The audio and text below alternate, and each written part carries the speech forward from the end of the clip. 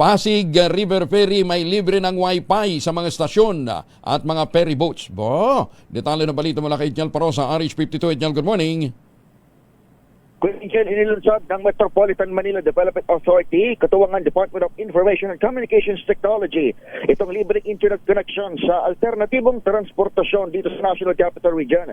Tampok dito ang Wi-Fi access hindi lamang sa mga istasyon ng Pasig Ferry, pero maging sa mga pangka nito. Sa isang seremonya sa San Joaquin Station sa Pasig City, ibinida ni DICT Secretary Henry Aguda ang 40 to 60 Mbps na bilis ng Wi-Fi at 10 to 20 kilometers o Mbps kapag rush hour. Bukod sa nabanggit na lunar, accessible din sa commuters ang Wi-Fi sa Lambingan Ferry Station, PUP, Santa Ana, Maybunga, Pinagbuhatan, Pulo, Valenzuela, Calawaan, Guadalupe, Intat, Escolta, Ferry Terminal.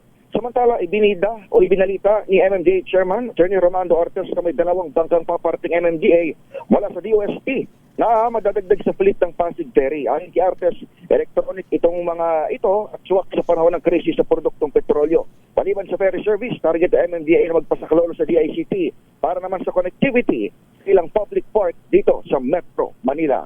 Ako si Ednel Parosa, Razor H. Una sa Pilipinas, una sa Pilipino. Maraming salamat, Ednel.